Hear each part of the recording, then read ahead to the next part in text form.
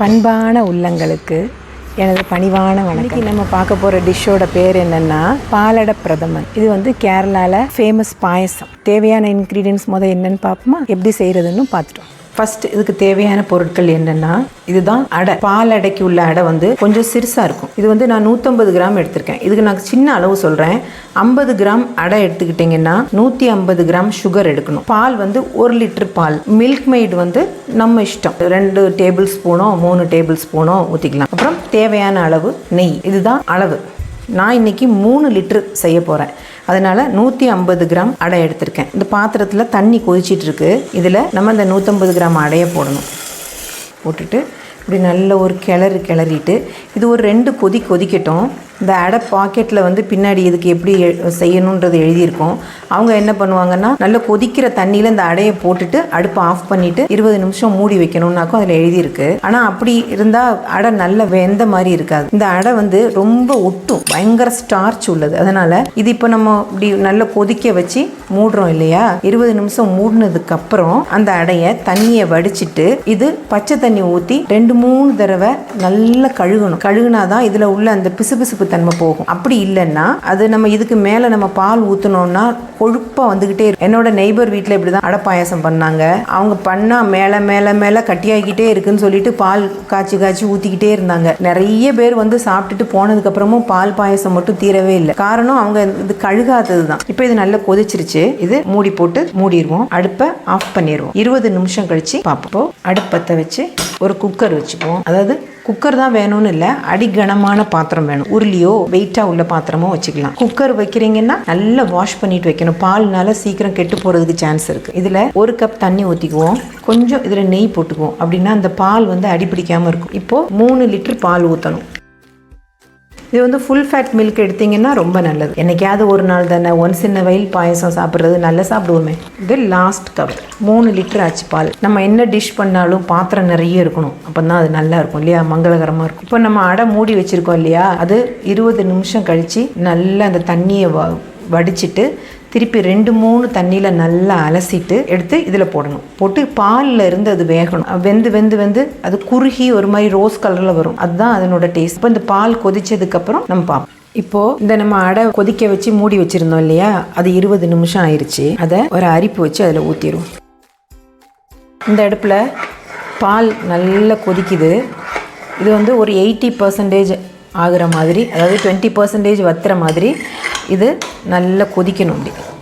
அப்படி முக்கால் பாகம் ஆகிற அளவுக்கு இது கொதிக்க விடணும். நல்லா கிளறி விடணும், இல்லைன்னா அடி பிடிக்கும். தீ கூட்டி குறைச்சி அட்ஜஸ்ட் பண்ணிக்கணும். இப்போது இது வந்து பச்சை தண்ணி எடுத்திருக்கேன். இந்த அடை இருக்கு இல்லையா, இதை இதில் போட்டுருவோம். இது எப்படின்னு காமிக்கிறதுக்காக தான் உங்கள்கிட்ட காமிக்கிறேன்.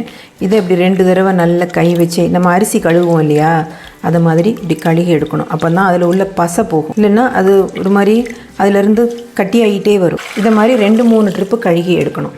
அப்படி கழுகி எடுத்துகிட்டு நான் காமிக்கிறேன். இந்த பால் கொஞ்சம் வற்றுனதுக்கப்புறம் இதில் அடை போட்டுட்டு பாலில் இருந்து அடை வேகணும். பாலுங்கிறதுனால கிளறிட்டே இருக்கணும். அடி பிடிச்சிருச்சுன்னா டோட்டல் டிஷ்ஷும் ஃபால் ஆகும். அதனால் இது வந்து ரொம்ப ஈஸி. நிறைய இன்க்ரீடியன்ஸ் ஒன்றுமே கிடையாது.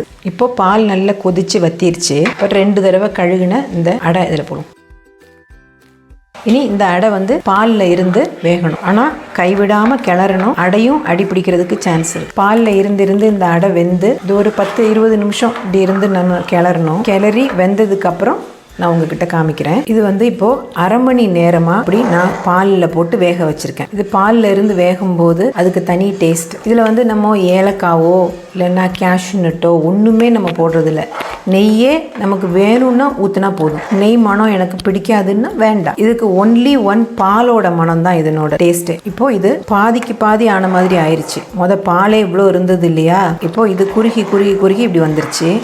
ரொம்ப கட்டியாக்கணுன்னா என்ன ஆகும்னா, ஆறுனதுக்கப்புறம் ரொம்ப கட்டியாக ஒரு மாதிரி ஹல்வா மாதிரி ஆயிரும். இது இப்படி நம்ம எடுத்துட்டோம்னா ஆறும்போது கரெக்ட் பக்குவமாக வரும். இப்போது சுகர் போடும். அதே மாதிரி சுகர் போட்டும் சுகர் கரைஞ்சி ஒரு 10 நிமிஷம் கொதிக்கணும். அப்போ தான் அந்த கலர் வரும். சுகர் போட்டு சுகர் கரைஞ்ச உடனே நம்ம ஆஃப் பண்ணிடுவோம் சாதாரணமாக. அப்படி கிடையாது. சுகரில் இருந்து அது அந்த சுகருக்கு ஒரு மனம் இருக்கும். கொதிக்க கலர் சேஞ்ச் ஆகும். இது பிங்க் ஆகும். சுகர் கொதிக்க ஒரு மாதிரி கேரமல் மனம் வரும். அந்த மனம் ரொம்ப நல்லாயிருக்கும். கரெக்ட் டேஸ்ட் கிடைக்கும். இப்போது நம்ம சாதாரணமாக இந்த அடையை வேக வச்சு கொஞ்சம் பால் ஊற்றி கொஞ்சம் ஜீனி போட்டால் அதுதான், அவ்வளோதான். ஆனால் அந்த டேஸ்ட்டுக்கும் இந்த டேஸ்ட்டுக்கும் நிறைய வித்தியாசம் இருக்குது. மெனக்கெட்டுறதுக்கு தகுந்த மாதிரி டேஸ்ட் கூடும் இல்லையா? இந்த ஸ்வீட் வந்து கரெக்டு ஸ்வீட்டு. உங்களுக்கு கூட வேணால் கூட போட்டுக்கலாம், குறைய வேணால் குறைய போட்டுக்கலாம். ஏலக்காய் போட்டால் தான் எனக்கு ஸ்வீட்டு அப்படின்னு நினைக்கிறவங்க ஏலக்காவும் தாராளமாக போடலாம். நான் இதில் ஒன்றுமே போட போகிறதில்ல, வெறும் பால், நம்ம கண்டன்ஸ் மில்க், அவ்வளோதான். இது ஒரு 5 நிமிஷம் கொதிக்கட்டும். கொதிச்சதுக்கப்புறம் காமிக்கிறேன். இப்போது நம்ம சுகர் போட்டு 10 நிமிஷம் இது நல்லா கொதிக்க வச்சிட்டோம். இப்போ லாஸ்ட் ஸ்டெப், இந்த மில்க் மேட் இருக்கு இல்லையா, கண்டன்ஸ் மில்க் நம்ம இஷ்டம் போல் ஊற்றலாம். இதுக்கு மேலே நெய் வேணும்னா ஊற்றலாம், வேண்டாம்னா வேண்டாம். நான் சொல்லியிருக்கேன் இல்லையா, ஸ்வீட்ஸுக்கு எல்லாத்துக்குமே லாஸ்ட் ஸ்டெப் வந்து நம்ம ஃப்ரெஷ் நெய் ஊற்றினோன்னா அதுக்குள்ளே மனமே தனி. தூமா நெய் உங்கள் இஷ்டம். நெய் நிறைய வேணுங்கிறவங்க நிறைய ஊற்றிக்கலாம், கம்மியாக வேணுங்கிறவங்க கம்மியாக ஊற்றலாம். வேண்டாம், நெய்யே வேண்டான்னாலும் இது ரொம்ப டேஸ்ட்டாக இருக்கும். சிம்பிள், அதே சமயம் ரொம்ப ரொம்ப ரிச்சும் கூட. இப்போது இந்த பாயசம் ரெடி. இது நம்ம ஆஃப் பண்ணிவிட்டு மூடி வச்சு ஒரு 10 நிமிஷம் அப்படியே வச்சுருவோம். அப்போது கரெக்டான ஒரு பக்குவம் வரும். அதுக்கப்புறம் நம்ம சர்வ் பண்ணலாம். இப்போது பாயசம் ஆஃப் பண்ணிவிட்டு 10 நிமிஷம் ஆச்சு. நம்ம இப்போ சர்விங் டிஷ்ஷில் மாற்றுவோம். இது தனியாக இருக்குதுன்னு நினைக்க வேண்டாம், இது ஆற ஆற நல்லா கட்டியாகும். இப்போது பாலடை பிரதமன் ரெடி. வீடியோ பார்த்தீங்களா? பிடிச்சிருக்கா? இன்றைக்கி பூஜா குட்டியோட பர்த்டே, அதனால் எங்களுக்கு ஸ்வீட் பிடிக்காது. அப்போ செஞ்சால் ஒரு விதம் கொஞ்சம் நிறைய செய்யணும் இல்லையா? அப்போ இன்றைக்கி வீடோட ரெனோவேஷன் ஒர்க் நடக்குது. அதுக்கு நிறைய ஒரு 7-8 பேர் வேலைக்கு இருக்காங்க. அப்போது நிறைய பாயசம் செஞ்சால் அவங்களுக்கும் கொடுக்கலாம் இல்லையா? அதுக்காக தான் நான் இவ்வளோ அமௌண்ட் செஞ்சேன், 3 லிட்டர் பால் வச்சுட்டு. நீங்கள் கம்மியாக செய்யணுன்னா நான் சொன்ன கம்மி அளவில் செய்யலாம். இது கண்டிப்பாக செஞ்சு பார்ப்பீங்கன்னு நினைக்கிறேன். உங்களுக்கு ரொம்ப பிடிக்கும். நீங்கள் எனக்கு கொடுக்குற சப்போர்ட்டுக்கு ரொம்ப ரொம்ப நன்றி. இனியும் எனக்கு சப்போர்ட் பண்ணுவீங்கன்னு எனக்கு நம்பிக்கை இருக்குது. தேங்க்யூ.